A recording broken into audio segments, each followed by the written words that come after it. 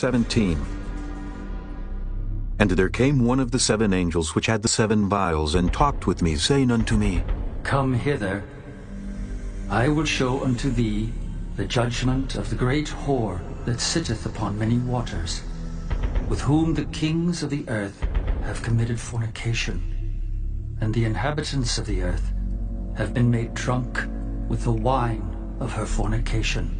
So he carried me away in the spirit into the wilderness. And I saw a woman sit upon a scarlet-colored beast, full of names of blasphemy, having 7 heads and 10 horns. And the woman was arrayed in purple and scarlet color, and decked with gold and precious stones and pearls, having a golden cup in her hand full of abominations and filthiness of her fornication. And upon her forehead was a name written, Mystery, Babylon the Great, the mother of harlots and abominations of the earth. And I saw the woman drunken with the blood of the saints, and with the blood of the martyrs of Jesus. And when I saw her, I wondered with great admiration. And the angel said unto me, Wherefore didst thou marvel? I will tell thee the mystery of the woman, and of the beast that carrieth her, which hath the 7 heads and 10 horns. The beast that thou sawest was, and is not, and shall ascend out of the bottomless pit, and go into perdition. And they that dwell on the earth shall wonder, whose names were not written in the book of life from the foundation of the world, when they behold the beast that was, and is not, and yet is. And here is the mind which hath wisdom. The 7 heads are 7 mountains, on which the woman sitteth. And there are 7 kings. 5 are fallen, and 1 is, and the other is not yet come. And when he cometh, he must continue a short space. And the beast that was, and is not, even he is the 8th, and is of the 7, and goeth into perdition. And the 10 horns which thou sawest are 10 kings, which have received no kingdom as yet, but receive power as kings 1 hour with the beast. These have one mind, and shall give their power and strength unto the beast. These shall make war with the Lamb, and the Lamb shall overcome them. For he is Lord of lords, and King of kings, and they that are with him are called, and chosen, and faithful. And he saith unto me, The waters which thou sawest, where the whore sitteth, are peoples, and multitudes, and nations, and tongues. And the 10 horns which thou sawest upon the beast, these shall hate the whore, and shall make her desolate and naked, and shall eat her flesh, and burn her with fire. For God hath put in their hearts to fulfill his will, and to agree, and give their kingdom unto the beast, until the words of God shall be fulfilled. And the woman which thou sawest is that great city, which reigneth over the kings of the earth. NATO troops deployed to Canada to protect Canada from America? This future isn't as far-fetched as it sounds, and it's all being made possible by the new United States of America. In 2025, the United States executed the biggest foreign policy shift in its history. After nearly a century as a founding member of NATO, the nation that once led the world's most powerful military alliance is now actively working against its own allies, and even threatening military action against 2 of them. No, this isn't some fantasy cooked up by Vladimir Putin, the man who has spent decades trying to undermine NATO from within, but somehow reality is aligning perfectly with Putin's ultimate goal, the end of American cooperation in the North Atlantic Treaty Organization. And now, with NATO weakened, there are clear signs that Russia is watching closely, ready to exploit the chaos. How did we get here? How would NATO without the US function? And what does the future hold? NATO wasn't just the United States' idea, it was the cornerstone of a US-led global order that has been heralded as the Pax Americana. After centuries of constant warfare between major states, the NATO alliance didn't just bring old enemies together, it acted as a global bulwark against further major power wars. The age of imperialism was officially over. At its inception, NATO had three chief goals: keep the US in, keep Germany down, and keep the Soviets out. Having the US remain in the alliance was critical for its success. America was the burgeoning global superpower, and its separation from European politics gave it a neutrality of sorts for others to rally around. Keeping Germany down was all about not repeating the disastrous wars of its past. And lastly, keeping the Soviet Union out of Europe was key for regional stability and peace. The deal was good for Europe, and it was even better for the United States. Being the de facto head of the NATO alliance gave the US massive global influence. It also made it an example for other nations around the world to look to for guidance and leadership. This helped the US spread partnerships across the Middle East and Asia, bringing the world closer together and reducing the risk of a disastrous Third World War. It also massively boosted American influence, opening doors for US businesses and economic interests around the world. NATO was far from a charity case for the US. The Europeans got security, but the US got much more out of the deal. This is why the current split between the US and its European partners is all the more bewildering. In just 2 months, America has thrown away much of what it accomplished since the end of the Second World War, weakening not just itself but the world at large. A focus on America's new golden age ignores the very real decline of US prestige and influence across the globe. Perhaps the best summary comes from Iran's supreme leader, who recently reposted a 2022 tweet warning that America's treatment of Ukraine should serve as a reminder to all that Western support for countries and governments is a mirage. The US is yet to reap all that it's sown, but for the rest of NATO, the consequences are immediate and dire. First, the nation faces a Russian state that is fully mobilized for war. There's much being said about Russia's inability to win in Ukraine, but that's chiefly because of the bulk of military hardware and ammunition being used by Ukraine is supplied by the United States. In exchange, the US redirected funds originally allocated for Ukraine aid to purchase newer, more advanced weaponry for itself, using battlefield data to refine future designs and military tactics. As of March 4, 2025, all aid is officially suspended indefinitely. The loss of American aid is expected to cost the Ukrainians dearly, starting in the next 3 to 6 months when their stockpiles of American supplies run low. With Europe still struggling to mobilize its own defense industry and divided by partisan politics, Ukraine is unlikely to receive enough support to plug the hole caused by the termination of American aid.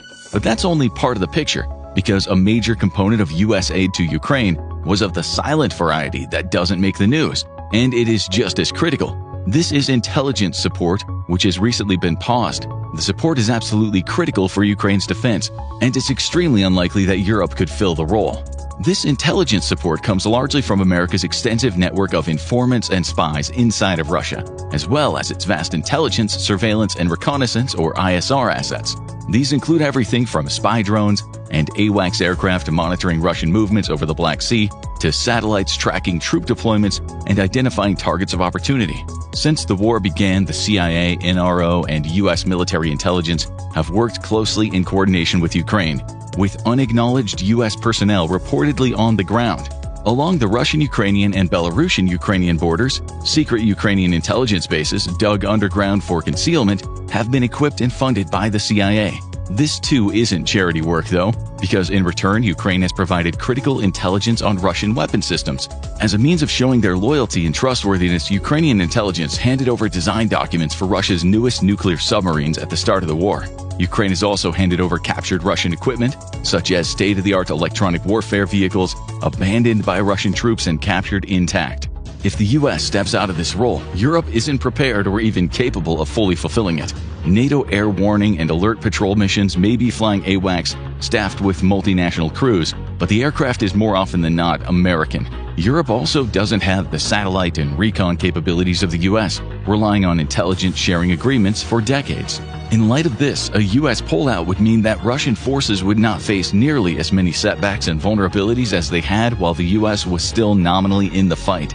Russia may not be able to completely militarily defeat Ukraine, but it doesn't have to. A peace deal that allows Russia to retain captured territories would give it valuable time to rest, rearm, and rebuild its combat power. More importantly, it would provide the perfect staging ground for a future offensive. not just into Ukraine, but potentially beyond. And to Europe's horror, the US seems set to negotiate exactly this peace deal behind Europe's back. And in an unprecedented move, the US voted in opposition to its allies by refusing to condemn Russia for invading Ukraine in a UN vote. Furthermore, the White House has surrendered all leverage before even entering negotiations with Putin over Ukraine. It's been publicly stated that no US troops would participate in peacekeeping efforts and that the US would no longer guarantee European security.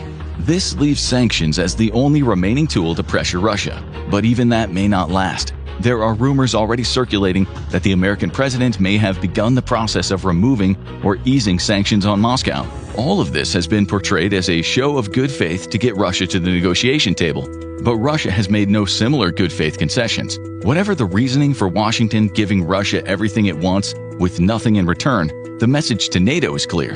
The US is no longer a reliable partner. Then it comes to the trade wars and military threats against its allies. On March 4, 2025, the US imposed 25% tariffs on Mexico and Canada with a promise that tariffs against the EU are to follow soon. Retaliatory tariffs are set to drive up inflation significantly in the US and directly impact hundreds of thousands of jobs who rely on overseas trade.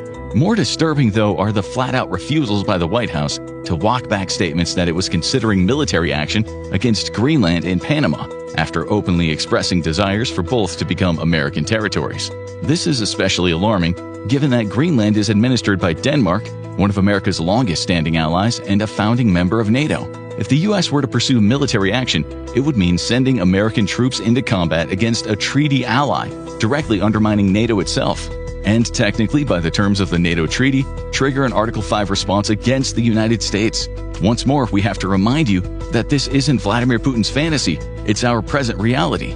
So what can NATO do in a future without the US as a reliable ally, and even worse, with the US as a threat? First, steps are already being taken to make Europe security independent from the United States. It's true that Europe has freeloaded a lot of its security off of US taxpayers, but this would also be ignoring the reality that American politicians themselves have purposefully manipulated Europe into being security dependent on the US. The US has historically supported European leaders who didn't push for full military independence, ensuring that America remained the primary guarantor of European security. This arrangement not only reinforced U.S. global prestige, but also provided significant economic and soft power advantages. Simply put, it's been a very good deal for the U.S. until now. Germany and France have announced a need for Europe to distance itself from the new America, and along with many European countries, they're already looking to do that by divesting themselves of U.S. defense contractors.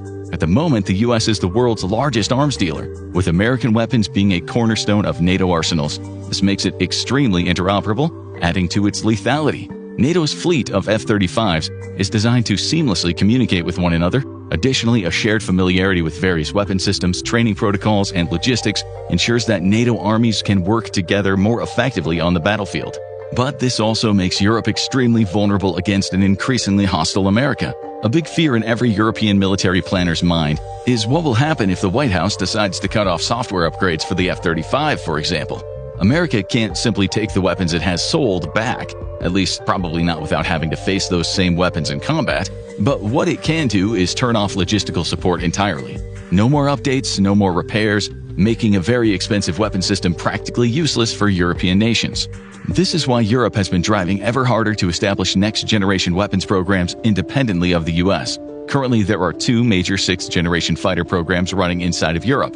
The first is a joint venture between France, Germany, and Spain, known as the Future Combat Air System. The other is a program between UK, Italy, and Japan, known as the Global Combat Air System, or GCAP. The American defense industry is a global leader, but that is a position only made possible by their access to huge overseas markets. Without hundreds of billions in defense contracts from allied militaries, the U.S. defense industry would face severe downsizing.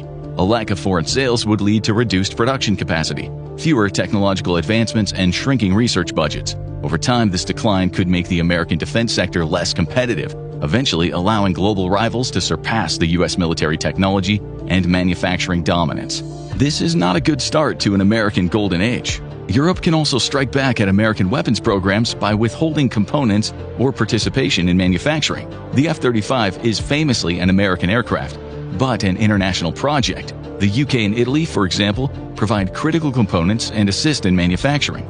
The Netherlands provides parts for the fuselage, and Norway and Australia who build engine components. The jet simply cannot be built without America's global partners. With the F-35 increasingly making up America's air fleets, the U.S. might find itself in a future where it's unable to fly its own planes due to a lack of repair capabilities and replacement production. The biggest blow to the United States, though, is also a step that's already under consideration by European powers, removing U.S. access to their military bases. As the United States increasingly aligns itself, countries across Europe are becoming increasingly fearful of what it might mean if the next war involves the United States on Russia's side. It's not as crazy a scenario as it appears on the face of it. The new White House has already expressed ambitions of seizing territory held by allies. With the U.S. shifting toward a purely transactional geopolitical model, there's every reason to worry that American troops could be used to seize key strategic hubs inside of Europe, forcing allied nations into unfavorable concessions. Germany hosts nearly 35,000 American soldiers, along with one of the U.S.'s largest air bases anywhere outside of its own borders. From this position, the U.S. could rapidly project land and air power all across Germany, effectively neutralizing the German military's ability to defend its own territory while holding key strategic locations hostage. It's a genuine fear expressed by many Europeans today. This means that increasingly, Europeans are eyeing U.S. presence on their soil warily, conscious of how even a small toehold could be exploited by the U.S.'s vast expeditionary capabilities. We could very well soon see the end of a U.S. presence in Europe, and this would be disastrous for the United States as well. Europe serves as the gateway for the U.S. military into the Middle East and Africa, allowing the U.S. to support far-flung military campaigns all the way into Iraq and Afghanistan. It was the European-American military bases that were the key nodes in the logistical chain linking U.S. troops back home to the mainland. Losing Europe would be America's largest geopolitical disaster in its history, compounding a growing list of foreign policy setbacks and disasters. Europe is now scrambling to redefine NATO without the United States, unsure of what the alliance looks like or how it functions without its longtime leader. Meanwhile, the U.S. is blindly walking into a self-made disaster, a future where it has no allies, no global reach, no reliable partners, and zero trust left in its promises or guarantees. Is NATO strong enough to survive without U.S. support, or is this the beginning of the end for the alliance? How will Europe respond to this massive shift in global power? Drop your thoughts below. All right, I'd like to start off by saying Barakatay Hawa, Ba'ashem Yahushai, Ba'ashem Rachak Kodash. Welcome to another live lesson. The name of this one is Revelation chapter 17. I'm going to try to get through this as quick as I can. So we're just going to get right into it. This is dealing with Revelation, the 17th chapter. You know, this is a chapter that was rolling around in my head, you know, this morning when I got up. And, you know, it is a very important chapter to know, to be able to understand what's going on in the world today. And it ties in a lot of end time prophecies, and there's one major thing in here to take away, and it's this woman that we're going to read about, you know. And this woman, which is compared to a whore, a harlot, is a representation of a particular country, you know, in this world. Even though it calls it a city, when you know, years ago, I remember Apostle Tar went into it. You know, what makes up a city? You know, it's citizens. You know, and pretty much, if you were born in the so-called United States, or if you naturalized, or, you know, if you get your citizenship, you become a citizen of the U.S. No matter what state you were born in, you know, you become a U.S. citizen. And citizen goes back to the word city. So America is nothing but a gigantic city, you know, that is called a country today. So we're going to get into it. Revelation 17:1. There came one of the seven angels which had the seven vials and talked with me. This is talking about the very end, going into the destruction. And when you read Revelation, pretty much Revelation is the same story told in many different allegories, you know, many different parables, you could say, proverbs. And in some of the scriptures in Revelation, it breaks down what it means. But at the time when it was written, it was not understood because this particular prophecy hadn't been fulfilled yet. So it says, saying unto me, come hither, I will show unto thee the judgment. And this is what we're heading for, the judgment. Then it says, of the great whore. She's not just a whore, she's a great whore, which means she's a master, of whoredoms, which we're going to read about. It says, I will show thee the judgment of the great whore that sitteth upon many waters. Now, the first thing to deal with in this chapter, or this verse, is the many waters. When you jump down to the 15th verse, it says, and he saith unto me, the waters which thou sawest, where the whore sitteth, are peoples and multitudes and nations and tongues. Because America has had a great influence on the world population. Everybody at one time or another was taken by the allure of America. So these waters are a representation of peoples, multitudes, nations, and tongues. Now, when we deal with the part about the great whore, let's go from there. Let's go to the book of Nahum. Nahum chapter 3. And let's read 1, and we're going to jump around. Nahum chapter 3 and 1, it says, woe to the bloody city, it is full of lies and robbery, the prey departed not. Now this is speaking about ancient Nineveh, but it could be applied to America today, because it is following along the same lines as ancient Nineveh did. And a lot of those names of these different empires in the past and different great cities are applied to America today, such as Egypt, Sodom, so on and so forth. So I'm just going to jump to the point, verse 4. Because of the multitudes of the whoredoms of the well-favored harlot. You gotta, you have a, I forget what they call it. You have a stable. There you go. You have a stable, which the pimps use that as a stable for, for their hoes. The hoes being in comparison to these horses, but then out of the whole stable, you have one particular hoe that's, sought for more than any of the other ones. Could be for her beauty, could be for her body, could be for her skills. Well, America is that well-favored harlot today. Back then it was Nineveh. Then it says the mistress of witchcraft. Now the word mistress is the feminine way of saying master. So the mistress of witchcrafts, that selleth nations through her whoredoms and families through her witchcrafts. And that's what they have done. You can read about that in Revelation the 11th chapter. You can read about that in Revelation the 18th chapter, about slaves and souls of men. In Revelation the 11th chapter, it speaks about, them sending gifts one to another. All right, and the last precept I have on that is the book of Jeremiah 51 and 13, right to the point. O thou that dwellest upon many waters. Now this is dealing with America also, Babylon the Great. Babylon judged for sins against Israel. And remember, this whole thing is happening to these nations for the controversy of Zion. So jumping back down to the 13th verse, O that dwellest upon many waters. So what are the waters? Peoples and nations and multitudes and tongues. America is known as what? The great melting pot. You could look into that. You could type in the great melting pot America, and and you could get information dealing with that, how many nations came to this country, and really how many nations are still enamored by this great whore. Oh, that, because she has a spell on everybody. O thou that dwellest upon many waters, abundant in treasures, that thine end is come, and the measure of thy covetousness. So everything that you've done that has led to your riches, now you're left there to face the music. America has to face the music. Esau has to face the music. That's a title for a lesson right there. So now let's go back to Revelation 17. And let's jump to the second verse. It says, with whom the kings of the earth have committed fornication. Fornication is spiritual adultery, in the case of the worship of idols.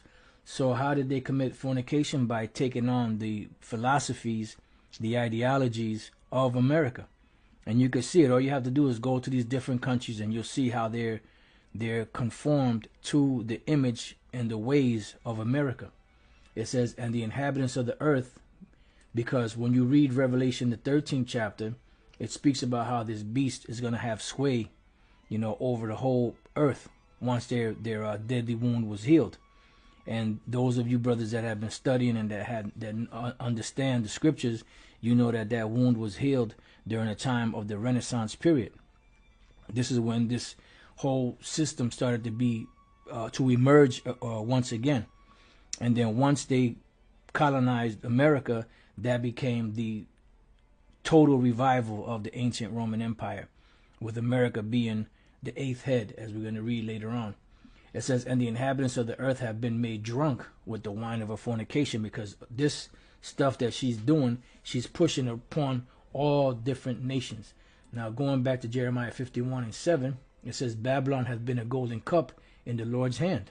So you see how Revelation 17, Revelation 18, and other chapters parallel go back with Jeremiah 50 and Jeremiah 51, because it's speaking about the same exact things. Babylon has been a golden cup in the Lord's hand that made all the earth drunken. Yeah. Because all these nations have been made drunk by these philosophies, their Christianity, their democracy, Now, not every nation gives heed to Christianity, but the democracy part, all nations are pretty much on board with that. And this is why America has military bases all over the world. And this is why the nations are mimicking everything that you see in America. All right. It says the nations have drunk enough. The nations have drunk enough her wine. Therefore, the nations are mad, because they're bugged out, just like America. They're in a delusional state. They're inebriated, and when they get up from that inebriation, they're gonna have a massive hangover, a massive headache. And they're going to be totally pissed off that they were taken by this whore. But the Most High gave this whore that allure. Remember, this is the baddest bitch in the stable. So she got the highest stiletto. She got the most expensive attire on, the most expensive perfumes, the most expensive jewelry. Her hair costs the most. It takes a long time to have it done, and she is desired even to this day. Even though a lot of nations hate her, she is still desired for her plenteousness, for her riches. All right, now let's go from there back to Revelation 17. Now let's go to the 3rd verse, because it says, with whom the kings of the earth have committed fornication, and the inhabitants of the earth have been made drunk with the wine of her fornication. They've been drunk off this Babylon juice. So he carried me away in the spirit into the wilderness, and I saw a woman sit upon a scarlet-colored beast. Now, what is the scarlet-colored beast? The scarlet-colored beast is that beast with 7 heads and 10 horns. This doesn't represent America. The beast with 7 heads and 10 horns is separate from America, but America is a part of it through the 7 heads, and we'll explain that later. So the scarlet-colored beast, let's go from there to the book of Revelation 12. And 3, it says, and there appeared another wonder in heaven, and behold, a great red dragon. In one place it calls it red, another place it calls it scarlet colored beast. Then it says here, what? Great red dragon, Babylon the Great, that great city. So there are a lot of things, that are attached to these different scenarios in the scriptures that tie each other together. It's the spirit that has to guide you to be able to see it. So it says, and there appeared another wonder in heaven, behold, a great red dragon. The reason why it's red, because they are the Edomites. Edom, the name Edom goes back to the Hebrew word Adawam, which means red. So it's a great red dragon because it's a conglomeration of empires and nations. So it's very great.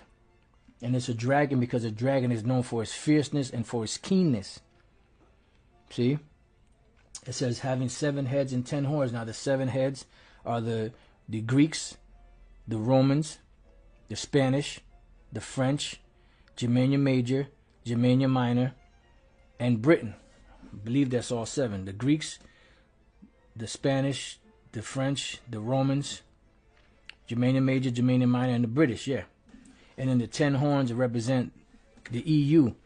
You know, their original 10 members, even though it was 12, it's really 10 because Ireland and the UK are 1, and Portugal and Spain are 1. They just broke it up into 2. All right. So it says having 7 heads and 10 horns and 7 crowns upon his heads, because the 7 crowns is a representation of, it's empirical representation, you know, of empires, you know, that ruled. All right. Now let's go back. Matter of fact, I'm sorry, before we go back, let's go to Revelation 13:1. And I stood upon the sand of the sea. This is the Apostle John on the island of Patmos, which is in the Mediterranean Sea, you know, and, you know, the other surrounding seas there, and saw a beast rise up out of the sea. So he actually saw this rising up out of the sea. He actually saw a beast coming out of the sea having 7 heads and 10 horns. But this beast having 7 heads and 10 horns is a representation of kingdoms that would rule, and inferior kingdoms that would rule jointly with them.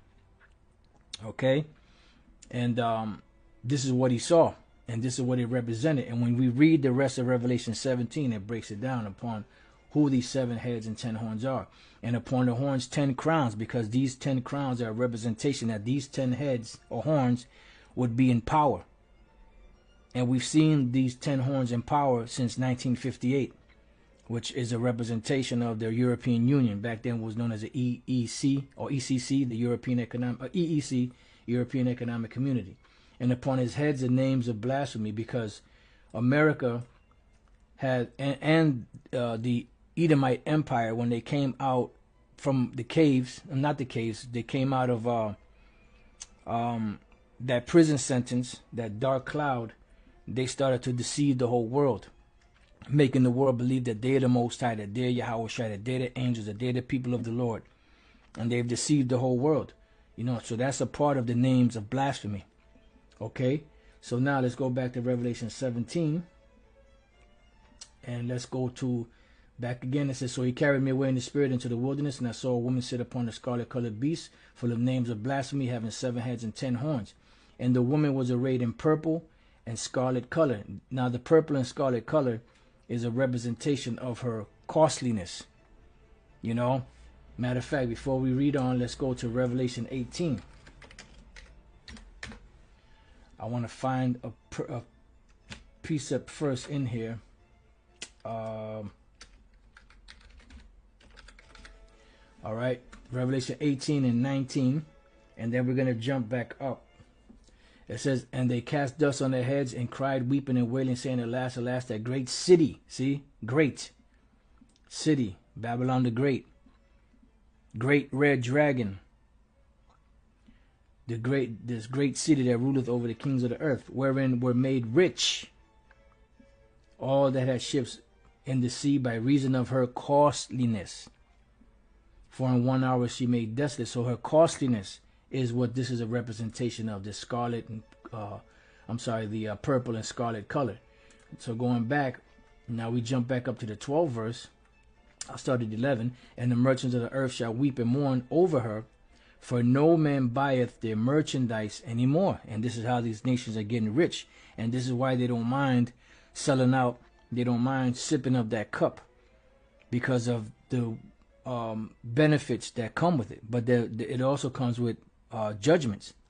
It says the merchandise of gold and silver and precious stones and of pearls and of fine linen and purple and silk and scarlet and all the iron wood and all manner of vessels of ivory and all manner of vessels of most precious wood and of brass and iron and marble. So that is a representation of her splendor.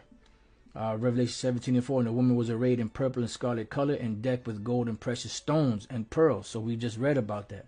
Having a golden cup in her hand, which is that cup, the Babylonian juice that all nations are drinking, including 2/3 of Israel here in America, and even Israelites that know that they're Israelites, full of abominations and filthiness of a fornication. And what are these abominations and filthiness of a fornication? That's dealing with pretty much do what you want to do.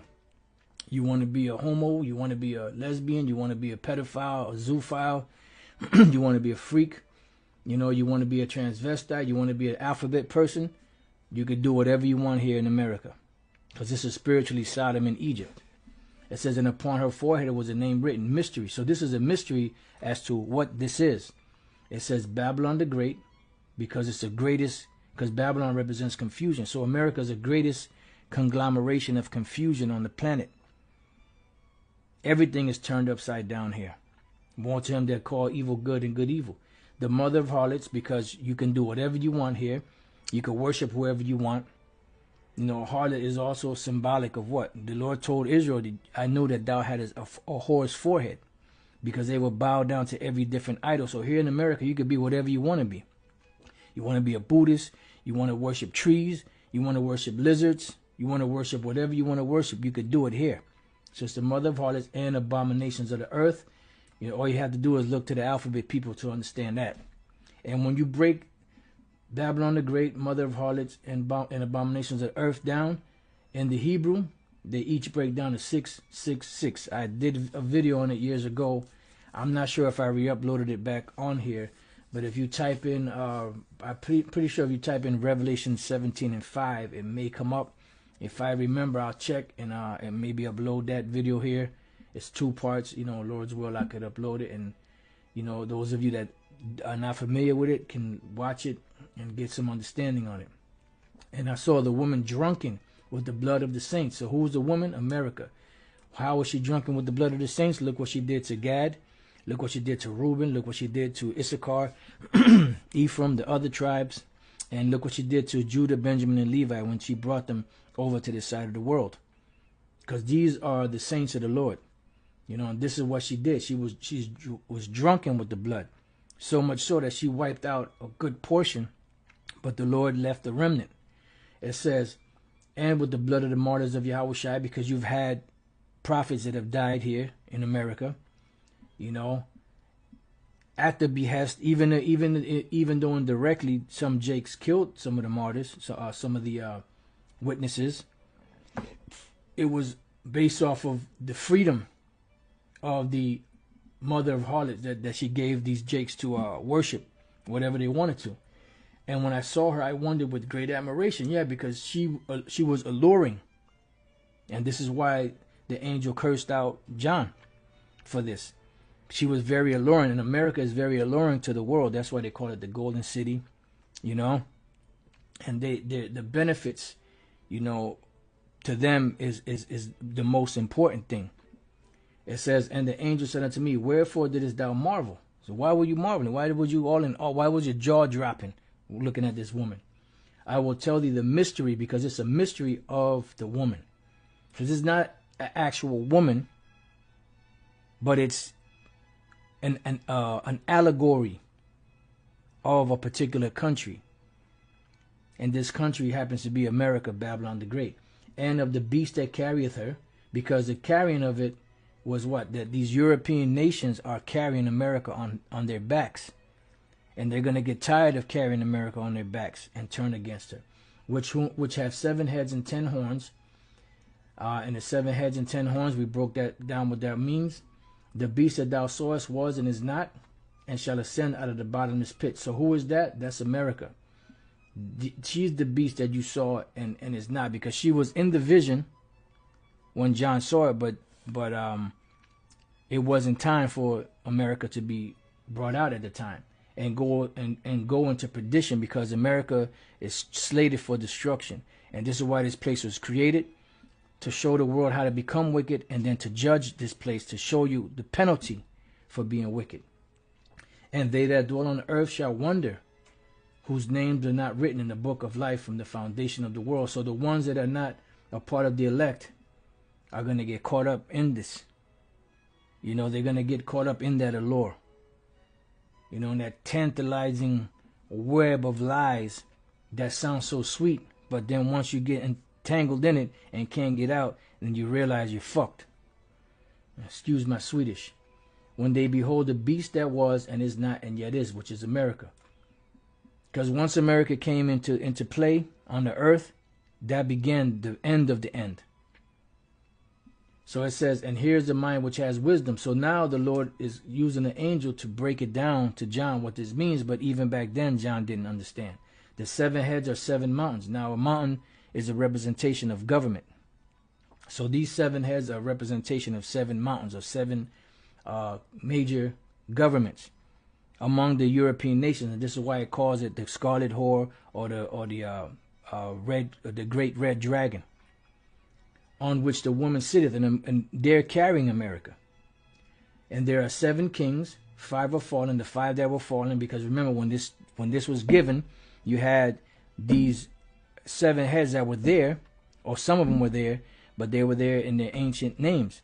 So the 5 that were fallen were the Greeks, the Spanish, the French, Germanian Major, and Germanian Minor.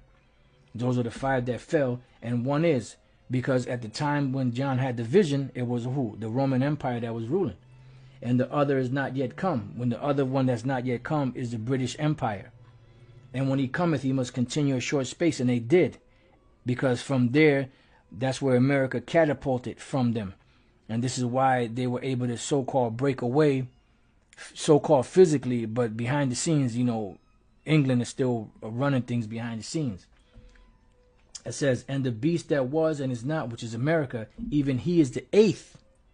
And is of the 7, because America was the 8th head that came from among the 7. Now, let's go real quick to the book of Daniel 7, because I got to get ready to close out. Daniel 7. It's Daniel 7 and 7. Right? Let me see where we at. Yep, Daniel 7 and 7. As a matter of fact, I'm going to just go straight to the point. 8. I considered the 10 horns, and behold, because this 4th beast is dealing with the Roman Empire. I considered the 10 horns, which we already broke that down, the European Union, and behold, they came up among them, what? Another little horn. So who was that other little horn? That was America that came out of that European Union. Now, this is dealing with the 10 horns, but when we read in Revelation 17, it spoke about the 7 heads and the 8th head coming out of them. This is the same thing, but just in a different analogy. So among them, and there came up among them another little horn, before whom there were 3 of the first horns plucked by the roots. And those 3 horns that were plucked by the roots were the French, the Spanish, and the British, who were the ones that had colonized, for the most part, had colonized this part of the world. And America took them out of here. You had the Spanish-American War, you had the French-American War, and then you had the War of Independence. All right? So these were the 3. And behold, in his horns were the eyes like the eyes of man, because that represents wisdom. The scriptures say that the wisdom of these devils has corrupted them. They're wiser than Daniel. And a mouth speaking great things. And that mouth speaking great things goes back to Revelation 13 and 1. Goes back to Revelation 17 about the mouth speaking great things and blasphemy. All right. Now going back to Revelation 17:11, and the beast that was and is not, even he is the 8th and is of the 7, and goeth into perdition. So the moment that America came into power is the moment that she started dying. It says, and the 10 horns which thou sawest are 10 kings, which is letting you know that it was 10 empires that were going to raise up, you know, that were going to be ruled by these 10 kings. And a king doesn't necessarily represent an actual king. It represents a leader, you know, because all of these different nations have leaders over them, you know, whatever their title may be. But they're known as the kings or nobles, you know, in the scriptures. It says, which have received no kingdom as yet, but received power as kings 1 hour with the beast. And that was a representation of when they came into power. 1 hour with the beast, 1 hour with the Most High is roughly about 42 years. A little less than 42 years. And that time was up in 1998, which was I think that was a 42nd, the 42nd year. No, actually in the year 2000 was the 42nd year, because it actually was set up in 58. So 2000 was the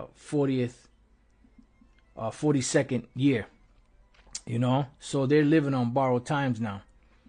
It says, these have one mind, because they are pushing what? This new world order, and shall give their power and strength unto the beast, because eventually they're going to all come together as one. They're going to put their differences aside, and they're going to focus on the main problem, which is America. All right. So it says, these shall make war with the Lamb, and the Lamb shall overcome them, for he is Lord of lords and King of kings. All right. So they're going to try to make war with Yahushua, but to no avail. You could go to Revelation 12. You can go to Revelation 19. You could go to 2 Ezra 13. But in the interest of time, I'm going to go to Revelation 16 and 14.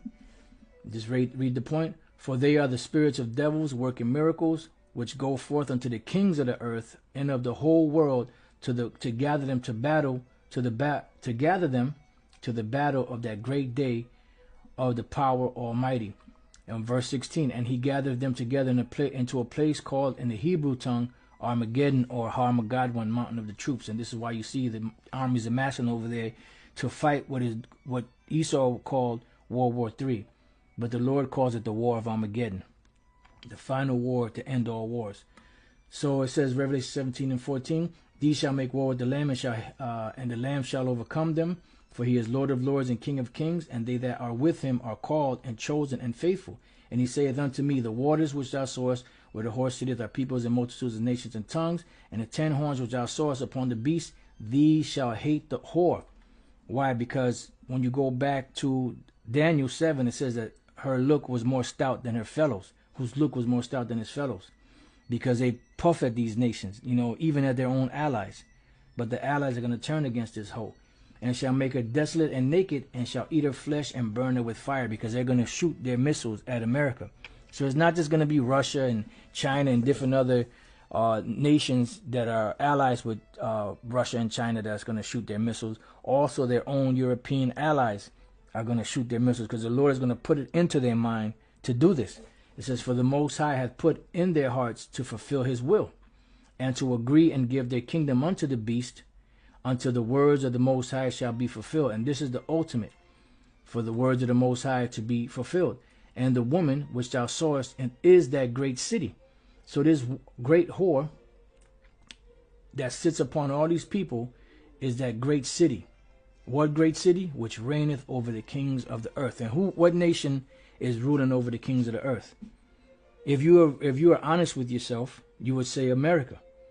Now they're starting to lose that sway, but this is according to prophecy, because the Lord said that for the Most High hath put in their hearts to fulfill his will, and to agree and to give their kingdom unto the beast, until the words of the Most High shall be fulfilled. So they're going to turn against his host. So there's got to be something that has to go down for this badass bitch in the stallion in the stable to be hated and attacked.